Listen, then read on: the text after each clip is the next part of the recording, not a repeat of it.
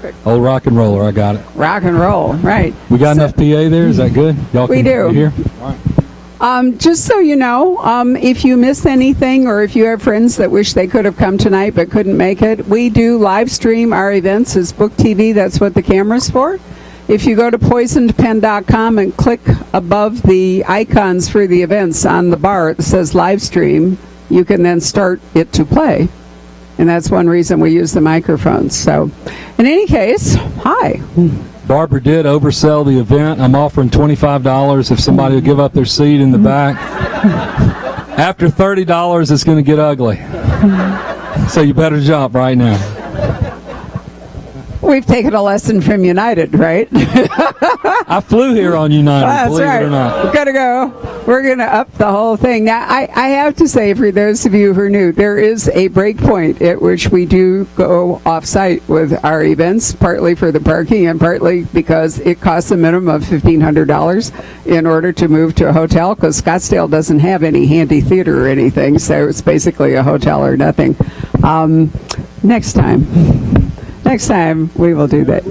We are indeed cozy. All right, so Greg, this has been a really long saga within a saga. How many years has it taken to produce all 3 books of this trilogy? When I started, I was 49. I had 2 legs. My kids were getting out of middle school, and I felt young. When the 3rd one got put to bed, 4 days ago, I turned 57. I got 1 leg. I look like Santa Claus, and I feel old as dirt. That's how long it took.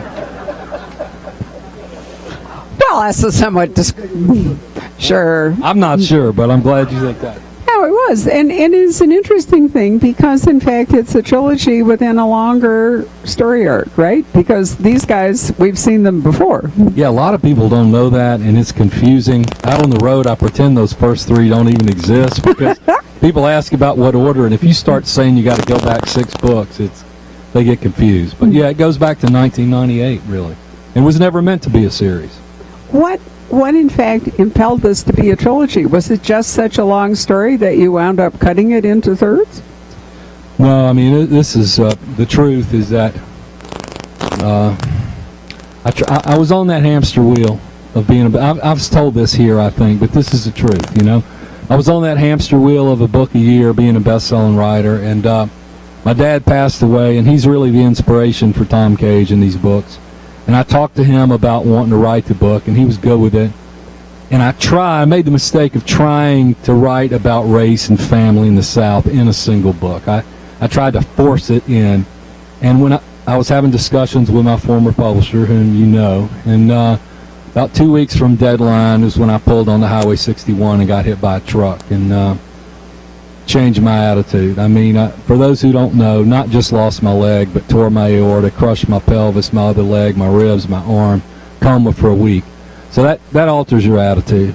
So when I woke up from that, I really just discarded the commercial imperative at that point. I just said, you know, you don't have that long. If you're going to say something, you better get busy. So I stopped worrying how much money was going to make. I stopped worrying who was going to get pissed off.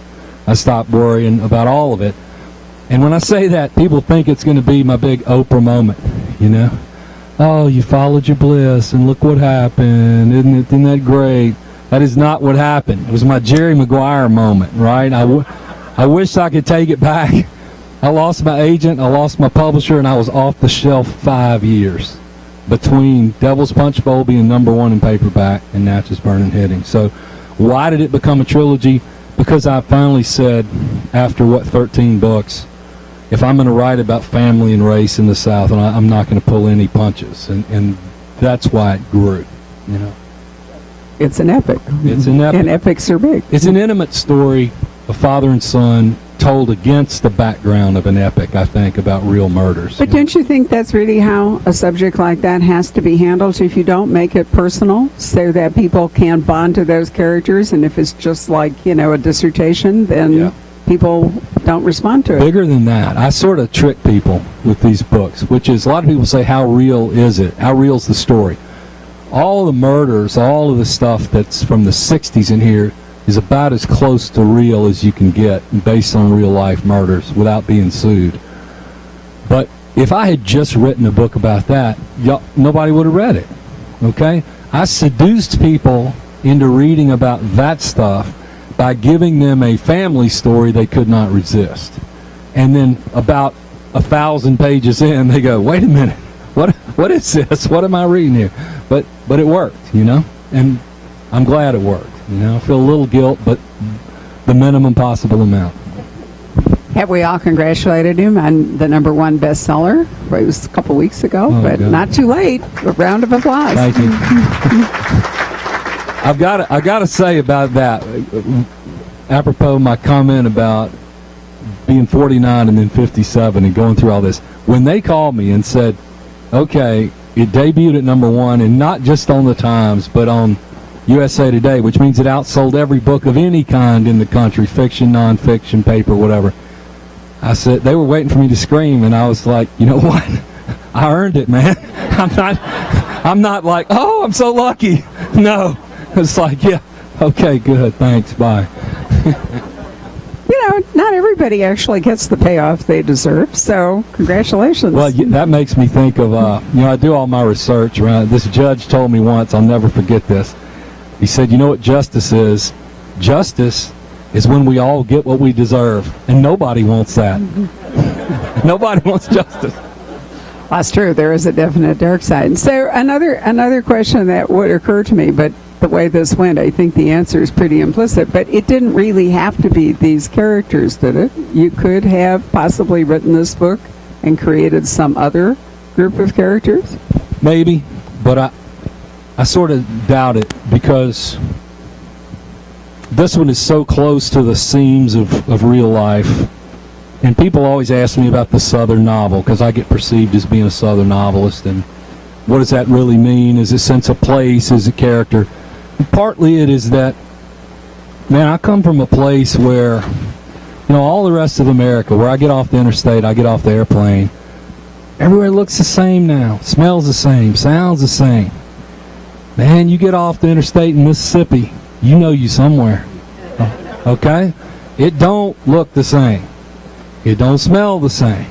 And if you go down the street in my hometown and say, hey man, where's your mama from? Right here. Where's her mama from? 10 miles down the road. Where's her mama from? Right here. I mean, the families go all the way back. We had the 300th anniversary the other day. Okay? When you have that kind of interwovenness and density of people and story and character, and it's half black, half white, you say, could I have just made up other characters? Well, maybe, but these characters really grew organically out of real people, And I feel weird saying it, but it's true. I write the kind of books, really, you should wait till certain people die before you even write the first word. But I can't afford to wait till they die, because I'd be dead too, maybe. Okay. Well, I was actually thinking, that the characters in the 3 books that preceded this, you didn't necessarily have to bring those characters forward, although definitely you did need to bring the people and the landscape that you're writing about. But Penn's father, Tom, was always my dad, so I was sort of tied to it for that reason. Yeah. Gotcha. All right. He's been on... Yes. Your dad was a Southern... I have to repeat that. He said, was my dad a Southern physician? Yeah, my dad was a kind of guy... Just give you a 40-second history. I mean, my mom grew up on a subsistence farm in Crowville, Louisiana. No electricity till she was 14. Picked cotton till she graduated from college, first in her class. Never even seen the China pattern when she got to college. She only got there because her English teacher gave her a list of 30 books you had to read before you go to college. So she became an English teacher and a librarian. My dad came from a little bit better, little bit higher, but he served in the Army to go to medical school, and only cared about 2 things in his whole life: treating people, making them better. He was the guy that if you couldn't pay, he'd take a bucket of catfish or a mess of greens, and if you didn't have that, he didn't charge you nothing. That was him. 60% of his patients were black in the middle of the Deep South, former practical capital of slavery of the South, and the only other thing he cared about was books. He spent his whole life building up a library. He's dead now, but my mom's still alive, and the whole the house looks like this, But so that's what made me, and that's what made the character. And because of his position as a physician, as a police doctor, treating high percentage of blacks, he had a window into a world most white people never see. And that gave me a window into race. It gave me a window into dirty cops and the Kennedy assassination all the way down to New Orleans. All that stuff that you read in my books, it's real. I'm not sitting in a room making stuff up. There's no percentage in that. I got no interest in that. But anyway, I'm talking too much. Let's keep going. Well, no, this is actually... This is your night to do that. Now, Greg has been on the road since the middle of March, and working on the theory then, he has a polished presentation that he has developed. So why don't you give them as much of it as you like, and then we'll go back to talking. All right, she's right. I've been on the road that time. I don't exactly have a polished presentation. Nothing about... I thought that sounded better. Yeah, nothing about me is polished, as you can see. I've only been able to speak for about 12 hours. Yeah, go ahead. No, you're cool. So, basically... Better than my dog ate my homework. For a week and a half, I've been whispering to crowds like this, and then the other night in Traverse City, Michigan, I showed up. They had a damn guitar there for me to play. I had to play and sing, sounding like Froggy from the Little Rascals. So, and they were broadcasting that all over the country too. So, as far as a presentation, I guess all I want to say is this, and we'll go back to talking. Y'all know me. I've been here many times. This is like this is my home store out of the South, I would say. And believe me, this ain't the South. New Mexico is not the South. It's the West, you know. I'm in a weird place in my career. You know, I've written 16 books now, and all of a sudden, wherever I go, they're calling me a real writer, whatever that is, as opposed to a thriller writer. And they're calling me the next Pat Conroy or the William Faulkner for the Breaking Bad generation or whatever. I don't know what the hell all that really means. I'm doing the same thing I've always done, right? A little bit more of what I always did. But I do find as I get out here and I've met the people this time, something really is different. These books resonated. And I think they resonated because I did something when I made that decision in the hospital bed, not to pull any punches. I did something that the owner of one of the best bookstores in the country, Lemuria in Jackson, Mississippi, said, Greg, you done something I've never seen any Mississippi writer do or any writer do. You got black people and white people coming in this store, buying this book, reading about how it really was in the 1960s. And I think you did it because you were willing to make it as brutal as it really was. And everybody recognizes the truth, whether they like it or not. Now, maybe that's it. I don't know. But at these things, I've been questioning everything. Sometimes people just want to talk about the rock bottom remainders. And then in some towns, I get questioned about race in America for an hour straight. You know, the crowds are all different. And mostly I've just asked people what they want to talk about. But on race, let me say this about these books, all right? The character of Henry Sexton in Natchez Burning is a real guy named Stanley Nelson, who's now a close friend of mine. Stanley was a guy who grew up in a little town called Faraday, Louisiana, home of Jimmy Swaggart, Jerry Lee Lewis, and General Claire Chennault. How's that for American schizophrenia right there? He worked at a newspaper that the whole building is way smaller than this bookstore. Total subscribers, 4,700. And he started working some cold civil rights cases.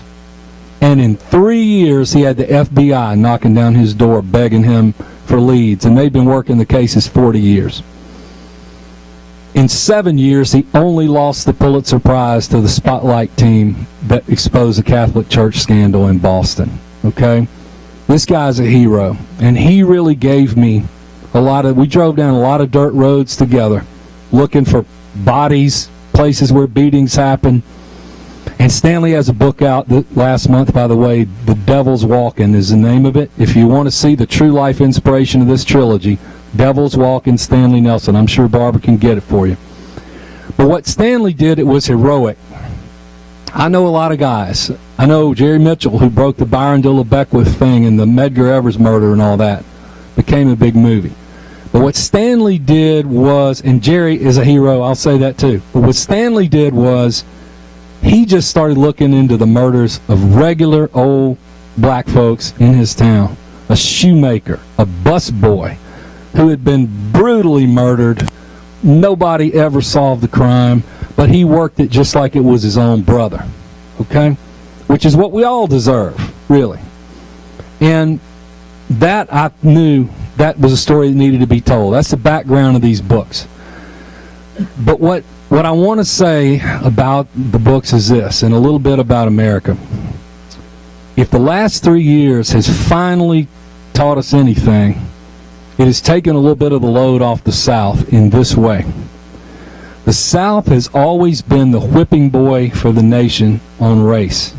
It has always been easy for some people in Chicago or Philadelphia or Boston or wherever to say, isn't that racism terrible down there in Mississippi, down there in Alabama? Aren't those backward fools terrible? When the truth is quite different. I'm going to tell you a quick story. In 1964, when Schwerner, Cheney, and Goodman went missing in Neshoba County, Mississippi, the biggest manhunt in the history of America started, looking for those missing civil rights workers. On day 19, on the other side of the state, 2 bodies washed up near my hometown. For 12 hours, communications went crazy between Jackson, FBI, and D.C. because they thought it might be the civil rights workers. Then forensically, they determined it was 2 black guys in their 20s. As soon as that happened, the spotlight went back to Neshoba County, and it took 40 years to solve the murders of those 2 black guys. Now, is that because people in Mississippi were apathetic about those 2 black guys? Maybe. But the FBI practically ran the state in that month. Nobody cared about them in Albany, New York, or Philadelphia, or Los Angeles either. Okay? That apathy was universal. The reason that Neshoba County became a national hot button was because 2 of the 3 missing kids were white college students, period, full stop. If that had been 3 black kids, it wouldn't even have been a story, man. Okay? So what I'm telling you, and it's the hard truth to face, none of us want to face it, racism is not a sectional problem. It is not a Southern problem. It's an American problem. I was in Traverse City, Michigan 2 nights ago, and I looked out at a theater full of people and said, you know what? A lot of boys from Michigan died at Gettysburg. What did they die for? Somebody come up here and tell me. And everybody, not one person did, because we all admit deep down, man, we still got so far to go we can't even get our mind around it. Now, I'm not here to preach, but as far as the serious part of these books, and if I hope they contribute to the debate at all, it's a little bit of that. Okay, now I'm going to shut up and let's go back to talking. Well, since you've raised the question, and since you are in Arizona. Oh, Arizona, sorry. Where did I say, New Mexico? I was trying to be tactful. God. Racism. Hello, Detroit. This is what I feel like. That's okay. Racism is not confined to merely one ethnic group, but in the West, the racism is actually Native American and to a lesser degree Chinese. So we have less of an interaction with black Americans, and we have a way more and equally brutal, hideous history with Native Americans. And the Chinese have been actually a whipping boy all around the world. I have been all around the world, as some of you know who know me, and I have witnessed terrible things that happened to Chinese laborers in Melbourne, Australia, in Cape Town, all over. They too were brought in to be a lower class. When Rob and I were in Sharjah 2 years ago, which is this weird bubble, the Emirates in the middle of the war, there is an entire underclass that has been brought in from both, I think it's Pakistan and one of the African nations, and they are occupying that same position. So, racism isn't just about the South and just about black Americans. It's a much more universal question. There's a link between the Native American plight and the black plight, though. And I don't discuss it overtly here, but in the first pen book, and it's this. And it's hard to talk about, but it's true. We look at African Americans, and here maybe you look at Native Americans, and we look at them the way we do immigrants. We go, why can't they get their shit together? It's been hundreds of years. What's the problem? It's equal under the law. What's the problem? Whites look at Vietnamese and go, look, they just got here in the 70s. And they own stores, and they're doing this, they're doing well. And you look at all these ethnic groups. So you look at African Americans, and you look at Native Americans, and you go, what's the problem? Now, we don't say that out loud, but that's the feeling. But here's what links those two groups in an inverse way. Native Americans had their land stolen from them and their culture systematically, purposely destroyed. African Americans had the opposite. They were stolen from their land and had their culture systematically, purposely destroyed. Other immigrant groups came here united in their own ghettos, their own areas, their own Chinatown. Okay? They all had their little place. That is not true of Native Americans and blacks, except for the reservation or the hood. It's a heavy subject, but anyway, it's worth thinking about because we got to think through this if we're going to do anything. So I know. Tell us a little bit about the people and the actual, at least kicking off the things that happened to them in this book, without spoilers, but just sum us up. Well. You know, I had to go on ESPN the other day, which was a weird thing for a writer, right? I was supposed to go on NPR in this town, and I get a call, and they say, hey, they want you to go on ESPN TV, Paul Feinbaum, right? Which I wasn't real familiar with the show. I knew who he was. And I said, I'm a writer about the South. What am I going on ESPN for? And he said, look, they've only had 4 writers ever on the show. Pat Conroy, John Grisham, Winston Groom, and somebody said, all right, book me. All right, let's go. So here I am on this football show, sports show, and they asked me the question Barbara asked, tell us about your book. Now, he'd read all the books. He was a fan, and we're friends now. But, how do you tell the story?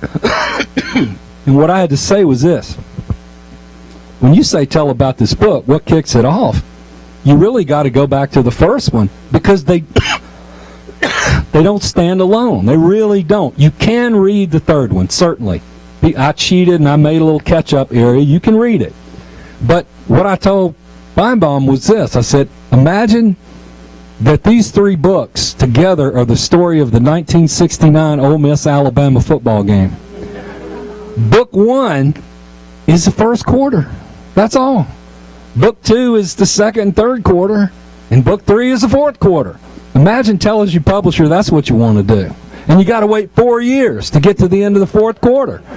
So now you say, okay, tell us about the fourth quarter. What happened? You can't. All I can tell you really about this book and talking about the book is I love what one critic said once, better than I could ever say it. She said, imagine Jim Finch grew up to learn things about Atticus that no son should ever know about his father. And I was like, that's it, right there. That's the story, right? All of us begin by thinking our parents are perfect. We have to. It's a survival mechanism, right? But at some point, whether we're 4 or 14 or 40, we find out they got feet of clay. Dad ain't perfect, and even Mom ain't perfect. And you know what? That's a tough day for everybody. It's a scary day because you want to think somebody's got the answers. Somebody knows how to be a good person, all the way good.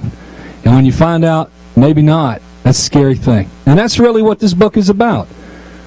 I got to know Pat Conroy a year before he died, a little bit. And I figured out from talking to Pat and reading him that he wrote sort of in opposition to a father. He had a father he wasn't sure loved him. A lot of difficult times between them. And he wrote trying to understand that and in opposition to that. I had the opposite situation. I had a father not only that I knew loved me and that I loved, but the whole town loved and treated like a saint. And yet, being his son, of course, I eventually learned he wasn't a saint. Okay? And that's really where this trilogy kicks off. In the first couple of Penn books, he really comes off like a saint. But in the trilogy, you start to find out a little bit of the reality. You find out we're all people. Another thing is this. I always shied off about writing about the Klan, being a Southerner, because I knew the truth of the Klan. You know, a lot of Yankees think in the 1990s the Klan's still running around in sheets acting like idiots in the South. That's crazy.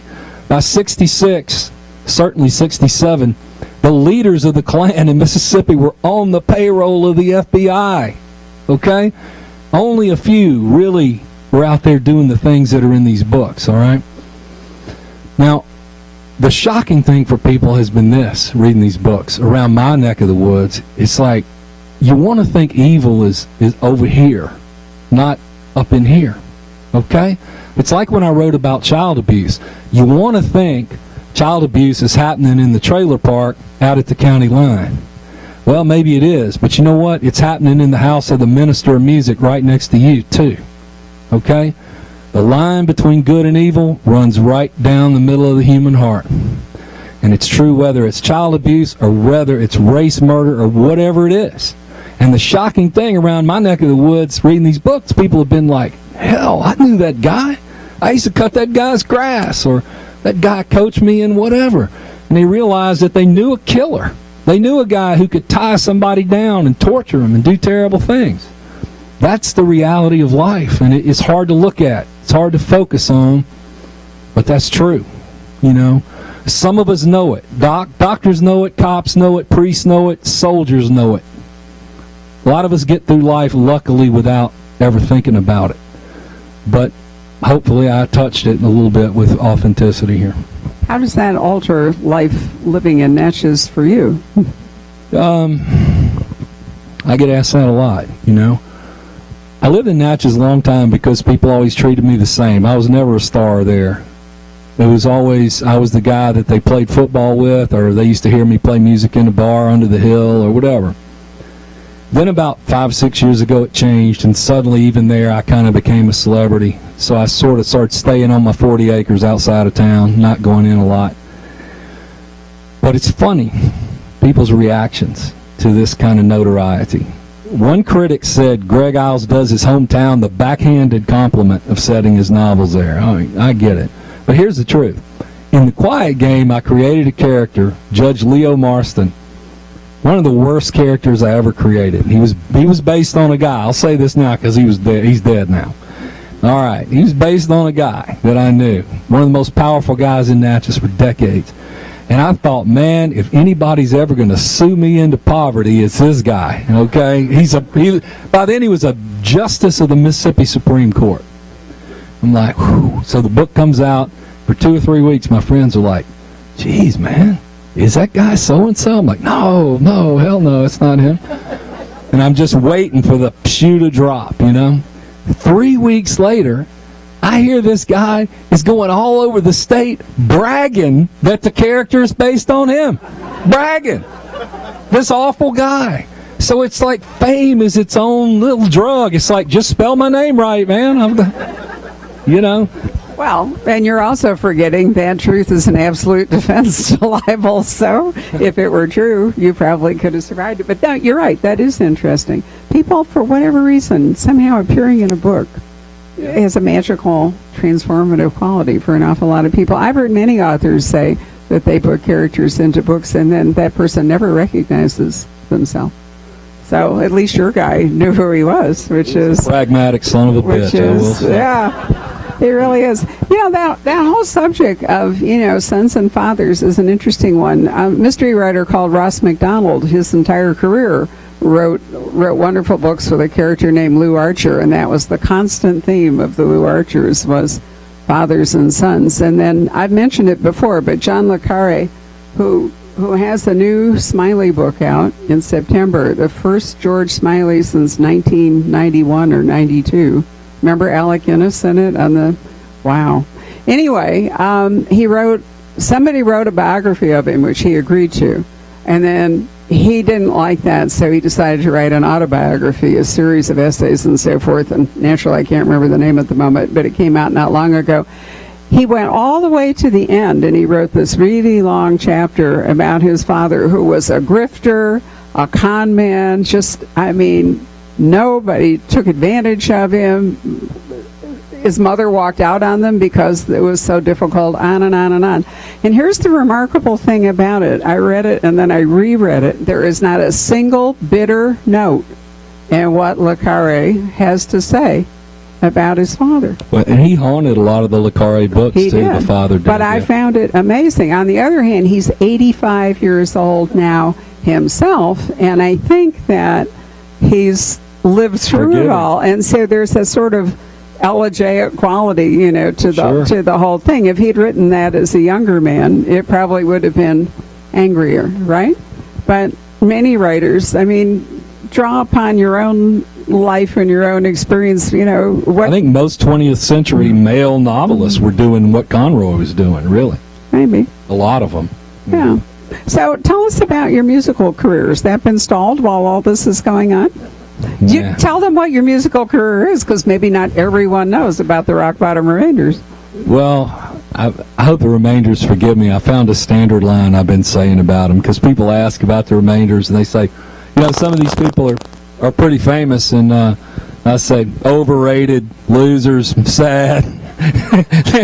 It's a band of writers who, the Rock Bottom Remainders, of course, by the way, are the books sitting in the bin at Barnes & Noble or wherever for $2 it wouldn't sell. That's the namesake of the band.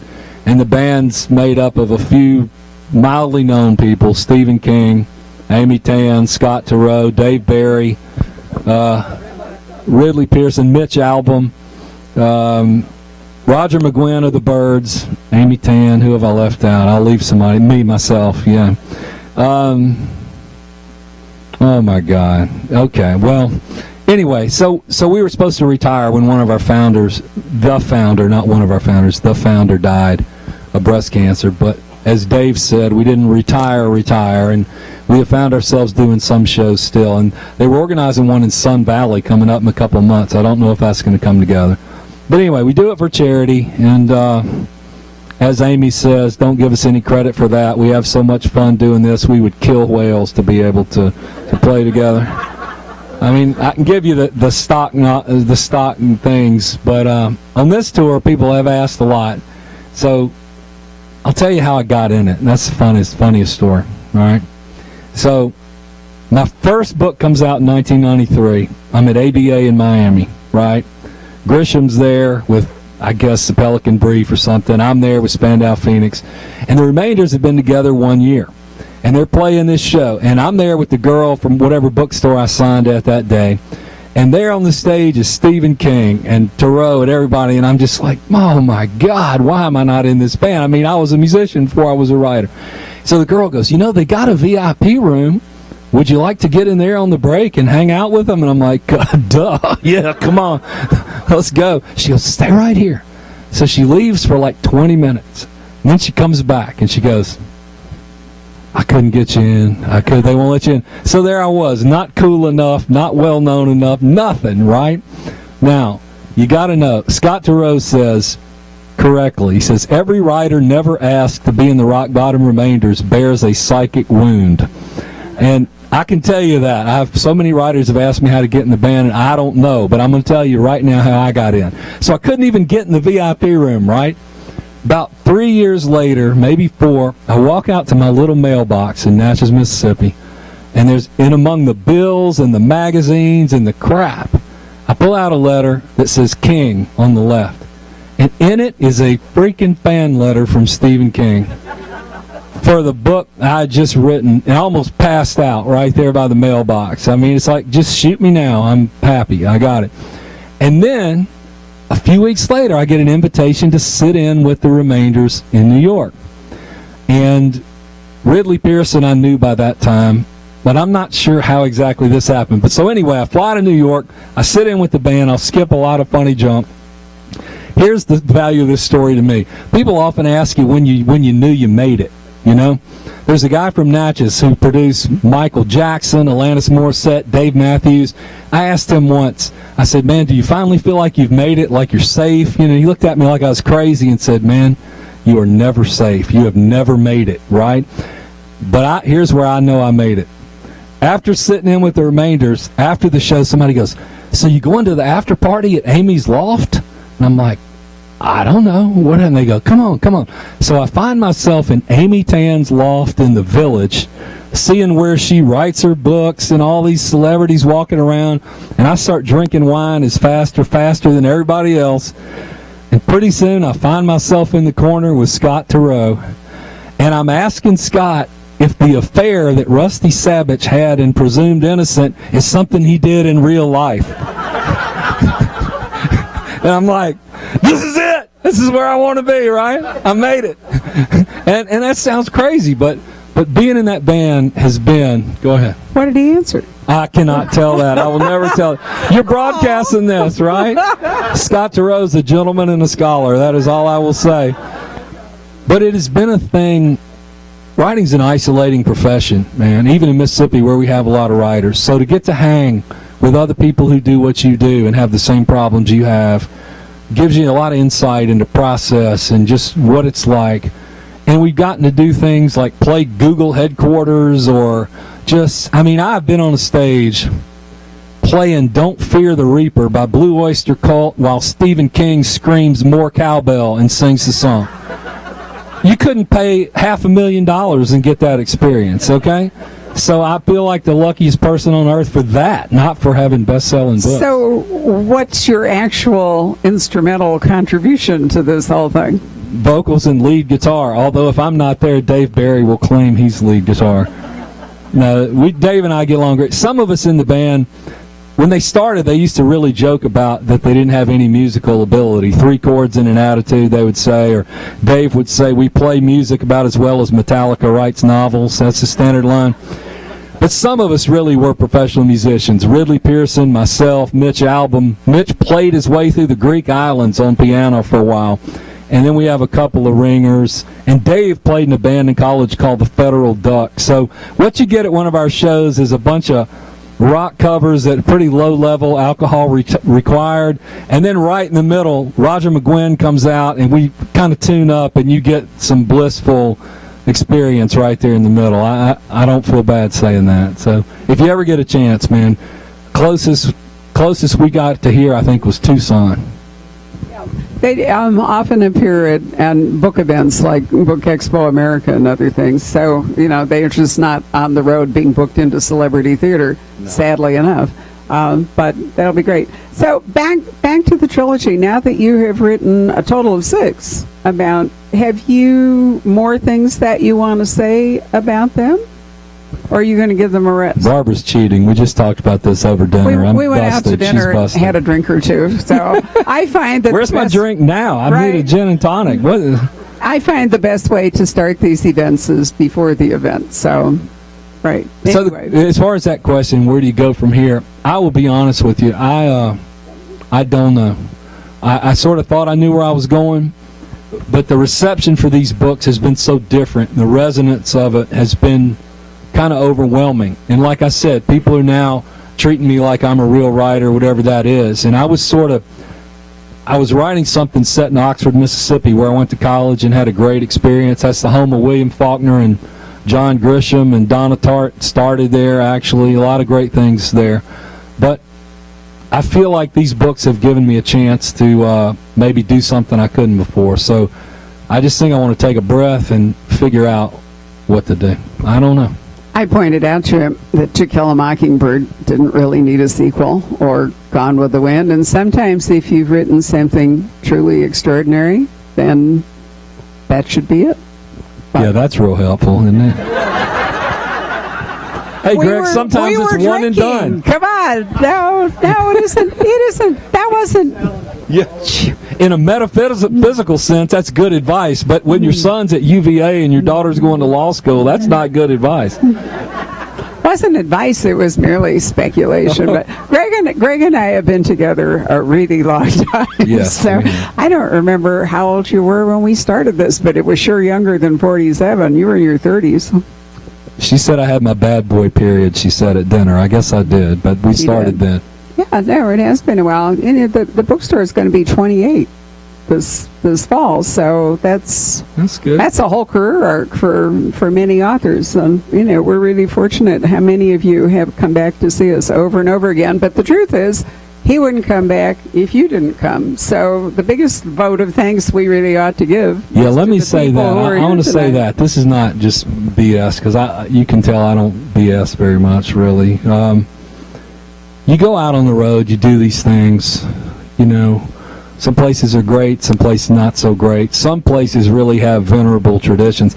I realized today, talking to Barbara, and just looking at the pictures up here, you guys should know how lucky you are even having this opportunity, man, to see there's Martin Cruz Smith, for God's sake. I'd pay $1,000 to go have a drink with Martin Cruz Smith right now. I've never met him, man. The guy's, to me, he's one of the few guys like Le Carre who walk that difficult line between literary and spy fiction. He's great. Some things he's done are just genius. And you guys, people can come here and see him. But they wouldn't come here if you guys didn't come here. So it's a synergistic thing. So keep coming and keep these people coming. And people like me will be jealous. I'm telling you, I do not get this opportunity at all. Maybe could I just say that Bill Smith, Martin Cruz Smith, is one of the nicest people I know. He really is a lovely guy. And that's a wonderful thing, because celebrities are not always lovely to deal with in other realms, but in the book world, authors really are. I got to break in there. Okay, she's right. I've got to say, writers, 97% of the writers I've ever met, however famous, are the same people they were when they were 12 years old. Okay? They're just regular folks. But about 3% are real pricks. And everywhere I go, I'm a gossip. Everywhere I go, I ask people who the real pricks are. Right? Wouldn't you? Right? Man, I get to hear some stories you wouldn't believe. Oh, my God. People start believing their own press. It gets ugly, man. Fame, especially at the very outset, is very difficult to withstand. Most people can withstand failure better than they can immediate success. It's really a fact of human nature. One of the great things about being an independent bookstore is that you can actually refuse to host people that you know. And some of you know that I have done that on occasion, and occasionally some of you have quarreled with me over that, but it's my bookstore. So too bad. However, thank you. However, Greg, even in his bad boy phase, has always been a love and really part of my heart, and so I'm so pleased that we're still part of your life too. Thank you. Right. How about if we ask for questions for all these lovely people that came? Yeah, questions are always the best, man. And we need to repeat them. Yeah, we'll repeat. You sound Southern, man. Okay.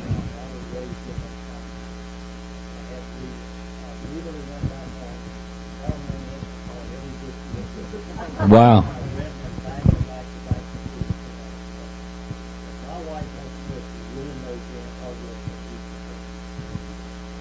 Jan Hargrave. Do you really know? Oh no, that's a different woman of the same name. Yeah, he asked if I knew a specific person, and it's someone I've thanked in the acknowledgments, but it's a different person. Did you catch on from his question? Because I've known him for a long time, that he's a compulsive kind of guy. Yeah, I got that. Hey, I'm a compulsive kind of guy. It is his style to go back and buy every book and read it. Right. Bless you. Gotcha.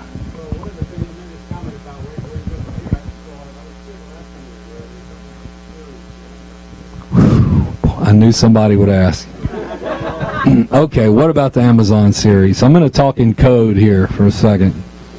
All right, when Natchez Burning came out, I was somewhere around, I don't remember what town, when they told me it debuted at number 2, and I was somewhere around Lexington, Kentucky, when A-list actors started calling about buying the series and playing it and stuff. So that was the Oprah moment, right, where you think you got it all made and everything. So we made a deal after a bidding war and massive budget, everything. You like, it's going to be True Detective number 2, not season 2, but the next True Detective. And I got the writer I wanted, a fantastic guy named David Hudgens, who wrote Friday Night Lights, the football show in Texas. Great guy. He was co-showrunner and a director.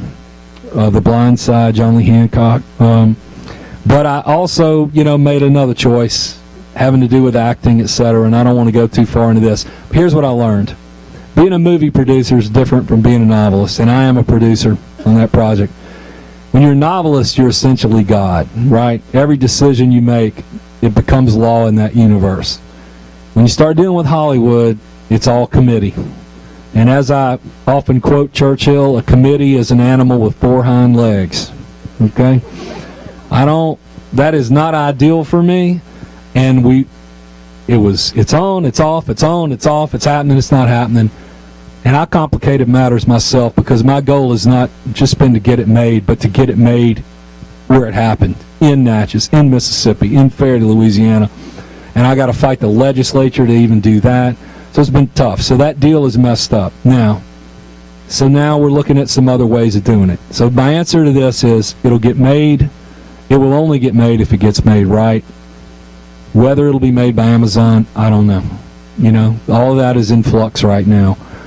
I'm my own worst enemy when it comes to this. Almost every book I've ever written is too long and too internalized to be a film.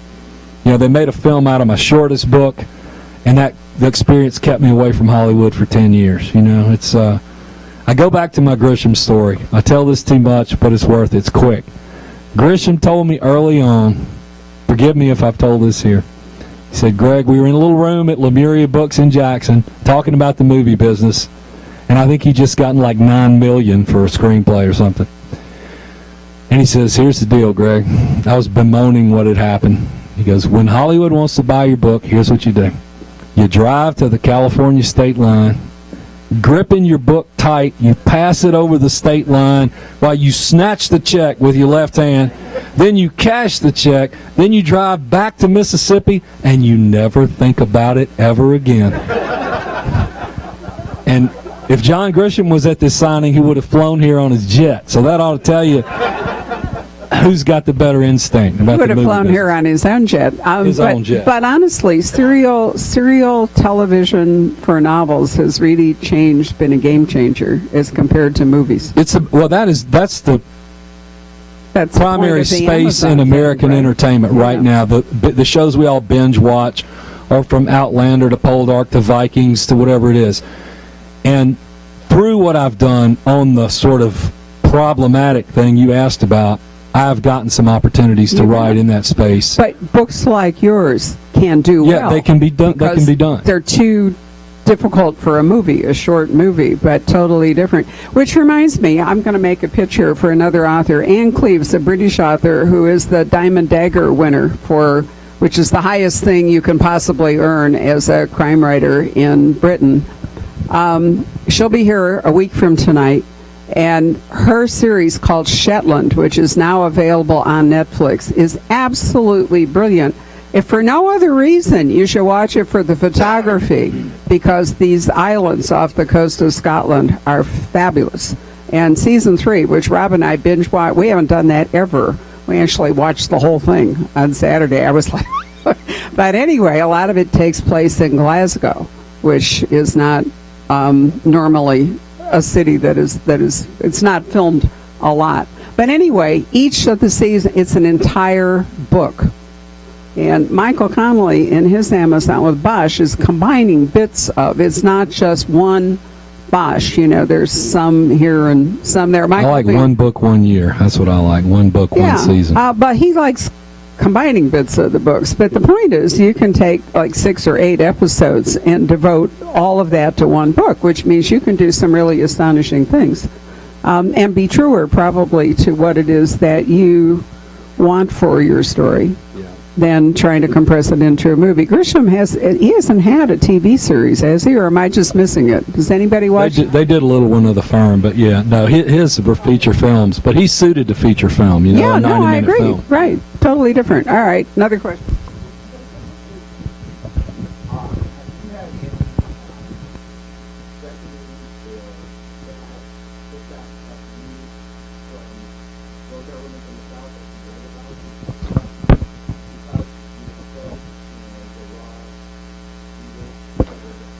Not really. Stanley has some of that. The real guy who did the real cases, but not me. It's the truth is, the people descended from the people that I'm writing about. In a large part, a lot of them are ashamed of that period. Some of them came up just like their parents. I mean, really almost exact copies. Some of them are sort of tortured and conflicted between the two. But I haven't found anybody lash out at me particularly because of that. I mean, again, Stanley's the one who laid the truth out there for people to see. But even what he experienced is less than you'd expect. I think really, man, we've come to this point where the people who did these things are in their 70s, minimum, almost 80, you know? Some of them, a lot of them are dead, some of them are dying. Some of them truly are like the character in the book having the come to Jesus moment. They're really, literally haunted by images of people they killed. And the people who work in the nursing home with them can tell you, you know, at night they're screaming out somebody's name or what. This is messed up stuff, you know. They're not generally, as I said, I cheated a little bit in the book. The present day plot is exaggerated to a degree to pull people into the core of the 60s plot. That's where the truly awful stuff happened, you know. Yeah. How did Stanley feel about being killed off? We had some laughs about that. He was shocked by how brutally he went out. I'll tell you the real shock for Stanley was this. When we were initially working on the scripts for the series, the main writer calls me. You talk about a dilemma for Stanley. He goes, Greg, I got a question for you, and maybe Stanley, I don't know how he's going to feel about it, so I'm calling you. I'm like, what? He goes, well, we think we need to make Stanley black. And I'm like, okay. And you want me to call Stanley? It's like, yeah, that'd be good.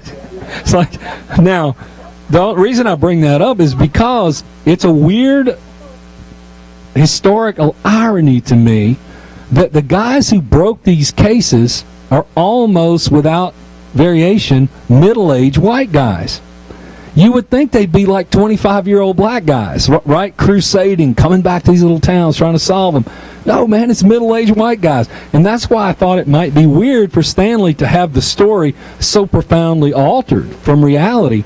And we talked for about an hour about it, but there was a real reason to do it. A lot of my books have sort of an authorial voice, putting in the insight and that. And on the screen, you can't really translate that to the screen without voiceover. So by making that character black, it let him voice some of those things. Anyway, it's a long answer, but Stanley didn't mind being killed too bad, but the idea of being made black was a different thing. Not for a racist reason, but, you know, it's interesting anyway. Anybody else?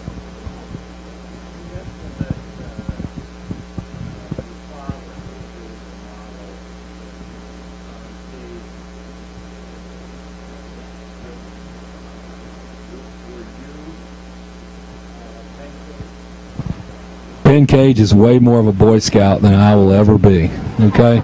I don't say that in jest. If you want to know the character closest to me, read my third book, Mortal Fear. The character of Harper Cole is me. I saw a guy go like that in the back. That guy's much more human, and that's me. Penn started out as a sort of Grisham-esque character, I'll say, and I don't say that in a bad way. But The Quiet Game, if you go back to that, it's set in the 90s. But it's really a Valentine to the Natchez I grew up in, which was the Natchez of the 70s. Okay, by the 90s, Natchez had started doing this a bit.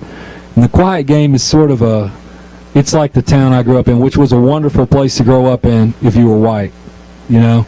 And not so bad if you were black, in all honesty. I mean, a weird paradox about Mississippi is a whole lot of African Americans are moving back there in their old age, late middle age, because however bad it may have been, there's so many things about it that are wonderful. I tell this story about Morgan Freeman. This gives you an idea of the complexity. An interviewer said to Morgan Freeman, who lives in Mississippi, when he's not making movies, where he was raised, he said, Mr. Freeman, obviously you could live anywhere you want to. Why in the hell do you live in Mississippi? And he thought about it for a minute, and he said, because I can afford to live anywhere I want to. That pretty much says it right there. You know, you should come there. It's not, you know, it's not like getting off in Paris, but you might learn more than you learn in Paris, you know.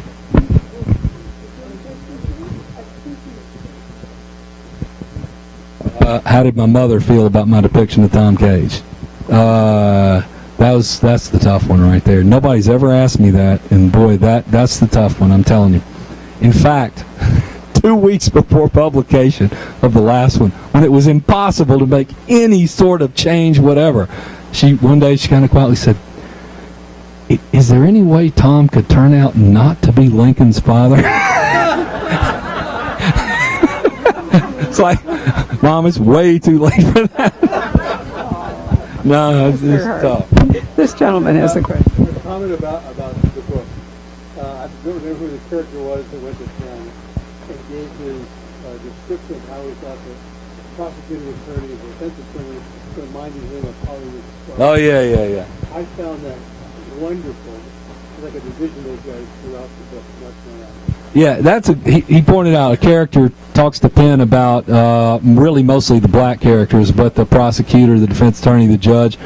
But it's sort of an authorial cheating device, but it was a great thing. You hesitate to ever compare a character to a film actor, although I'll frequently do it with somebody like Burt Lancaster or somebody so archetypal. But in this case, and I mean, I'll just say it straight out.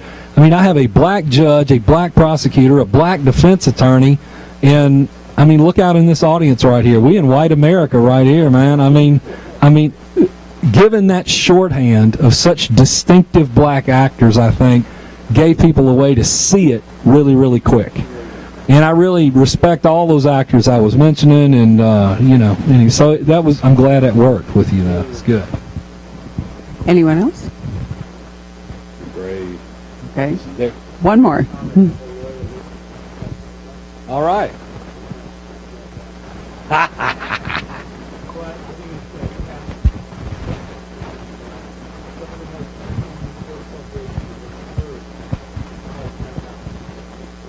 Really? The Antichrist? I'm just kidding. Could everybody hear that? I tell you, I spared Feinbaum one thing. He's a huge Alabama fan. And my people had told him, he said, "Is Greg a sports fan?" They're like, I don't think so. He's a writing kind of guy. And at the end, he said, "Now, I hear you're not a sports fan. Is there anything you want to say?" And I kind of let it go. And as soon as I got off, my buddy who was a groomsman in my wedding goes, "I can't believe you didn't tell him that you stopped your wedding to hear the end of the Ole Miss Alabama game last year." That's a missed opportunity I'll never get back, because we won that game. Well, I think definitely that's the moment to stop this whole thing. We can't possibly. Thank you, sir.